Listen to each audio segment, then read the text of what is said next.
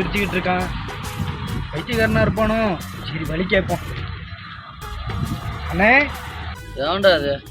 என்னடா அண்ணே, இப்படியே போனா செல்வபுரம் வருமானே? இப்படியே போனா கை வலி தான்டா வரும். கையை தொங்க போட்டு போ. அண்ணே நான் அப்படி கேட்கல, இந்த வழியா போனா செல்வபுரம் வருமா? செல்வபுரம் இங்க வராது, நீ தாண்டா போன மூதேவி. அண்ணே உங்கள்கிட்ட வழி கேட்டது ஒரு குத்தமானே?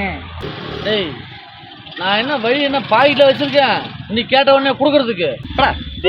ஐயோ தெரியாம கேட்டு புட்டேனே உங்கள்கிட்ட. ஏண்டா இவ்வளோ நேரம் கண்ணு நல்லா தான் தெரியுது, வாயு நல்லா தான் பேசுற, அப்புறம் நீ தெரியாம கேட்டுட்ட? அண்ணே நான் உங்களோட வழியும் கேட்கல ஒன்றும் கேட்கல, நான் வந்த வழியே போறேனே. இப்படி முடிவு எடுத்துட்டான். டேய் டேய் இப்போதான்டா வழி கேட்ட, வாடா வழி சொல்றேன் வாடா. டேய் டேய் டேய் ஐயே நீ வழியே சொல்ல தேவையில்ல, நான் இடாச்சும் பாலங்கடத்துல போய் வந்துக்கிறேன்டா போடா.